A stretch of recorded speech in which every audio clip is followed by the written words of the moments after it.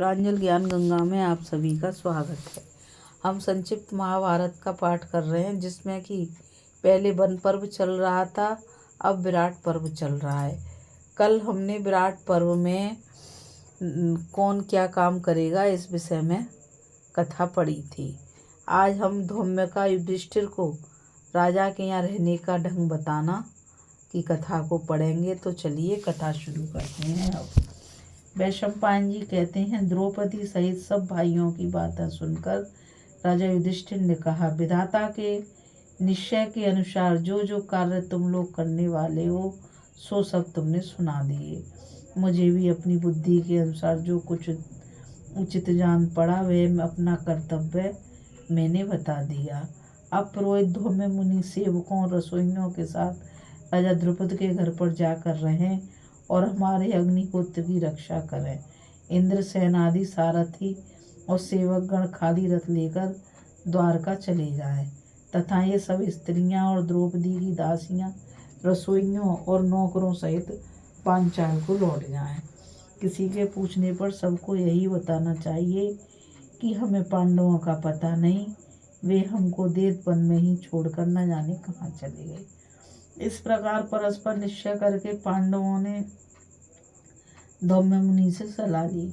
धौम्य ने उनके समक्ष अपना विचार इस प्रकार रखा, पांडवों, तुमने ब्राह्मण, सुहृदय, सेवक, वाहन, अस्त्र शस्त्र और अग्नि आदि के संबंध में जैसी व्यवस्था की है सब ठीक है। अब मैं तुम्हें यह बता देना चाहता हूँ कि राजा के घर में रहकर कैसा बर्ताव करना चाहिए। राजा से मिलना हो तो पहले द्वारपाल से मिलकर उनकी आज्ञा मंगा लेनी चाहिए। राजाओं पर पूर्ण विश्वास कभी नहीं करना चाहिए। अपने लिए वही आसन पसंद करें जिस पर दूसरा कोई बैठने वाला ना हो। समझदार मनुष्य को कभी राजा की रानियों से मेलजोल नहीं बढ़ाना चाहिए। इस प्रकार जो अंतपुर में जाने आने वाले हों उन लोगों से तथा राजा जिनसे देश रखते हों या जो लोग राजा से शत्रुता करते हों उनसे भी मित्रता नहीं करनी चाहिए। छोटे से छोटा कार्य भी राजा को जताकर ही करें। ऐसा करने से कभी हानि नहीं उठानी पड़ती। अग्नि और देवता के समान मानकर प्रतिदिन प्रयत्न पूर्वक राजा की परिचर्या करनी चाहिए। जो उनके साथ कपटपूर्ण बर्ताव करता है वह निस्संदेह मारा जाता है। राजा जिस जिस कार्य के लिए आज्ञा दें उसका ही पालन करें। लापरवाही, घमंड और क्रोध को सर्वथा त्याग दें। प्रिय और हितकर बात कहें। प्रिय से भी हितकर वचन का महत्व विशेष है। सभी विषयों और सब बातों में राजा के अनुकूल रहें। जो चीज राजा को पसंद ना हो उसका कदापि सेवन ना करें। उसके शत्रुओं से बातचीत करना छोड़ दें और कभी भी अपने स्थान से विचलित ना हो। ऐसा बर्ताव करने वाला मनुष्य ही राजा के यहाँ रह सकता है। विद्वान पुरुष राजा के दाहिने या बाएं भाग में बैठे जो शस्त्र लेकर पहरा देने वाले हों उन्हें राजा के पिछले भाग में रहना चाहिए। यदि राजा कोई अप्रिय बात कह दे तो उसे दूसरों के सामने प्रकाशित न करें। मैं शूरवीर हूँ, मैं बड़ा बुद्धिमान हूँ, ऐसा घमंड न दिखाएं।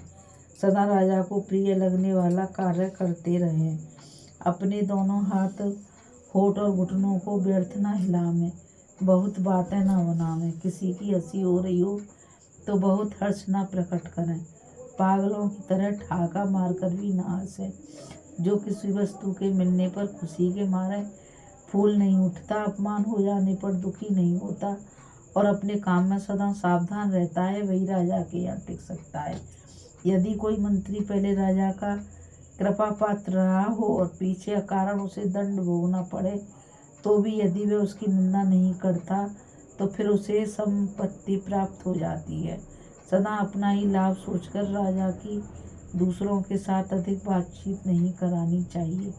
युद्ध आदि योग्य अवसरों पर राजा को सब प्रकार की राजोचित शक्तियों से विशिष्ट बनाने का प्रयत्न करते रहना चाहिए।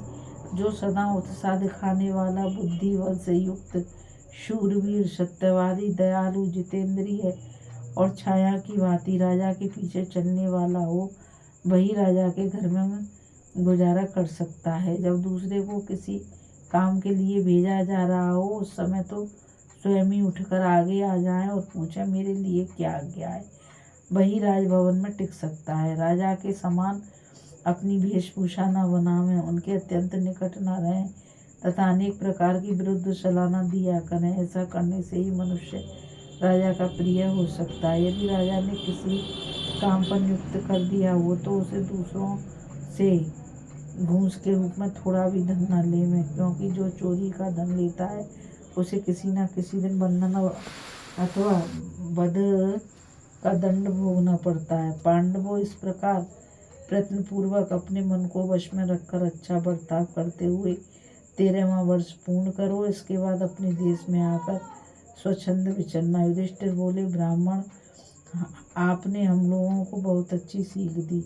हमारी माता कुंती और महाबुद्धिमान विदुर जी को छोड़कर दूसरा कोई नहीं है जो ऐसी बात बता सके।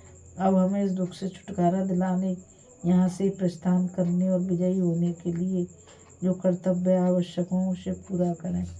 वैशंपायन जी कहते हैं, राजा युधिष्ठिर के ऐसा कहने पर ब्राह्मणों में श्रेष्ठ धौम्य जी ने यात्रा के समय जो कुछ भी शास्त्र विहित कर्तव्य है उसका विधिवत संपादन किया। पांडवों की अग्निहोत्र संबंधी अग्नि को प्रज्वलित करके उन्होंने उनकी समृद्धि और विजय के लिए वेद मंत्र पढ़कर हवन किया। इसके बाद पांडवों ने अग्नि, ब्राह्मण और तपस्वियों की प्रदक्षिणा की और द्रौपदी को आगे करके वे अज्ञातवास के लिए चल दिए। उनके चले जाने पर धौम्य जी उस आहावनीय अग्नि को लेकर पंचाल देश में चले गए तथा इंद्रसेन आदि सेवक द्वारका जाकर रथ और घोड़ों की रक्षा करते हुए आनंद पूर्वक रहने लगे। इस कथा में बस इतना ही। अभी हम कथा में धौम्य का युधिष्ठिर को राजा के यहाँ रहने के ढंग की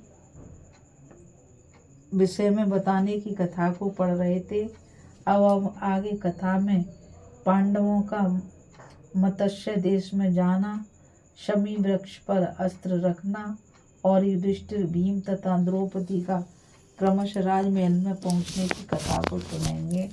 इस कथा में बस इतना ही। मुझ गीता रावत को आज्ञा दीजिए। कल फिर मिलेंगे एक नई कथा के साथ।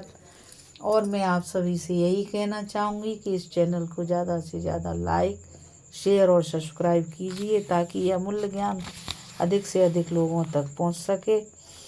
इस कथा में बस इतना ही। राधे राधे। जय श्री कृष्णा। नमस्कार।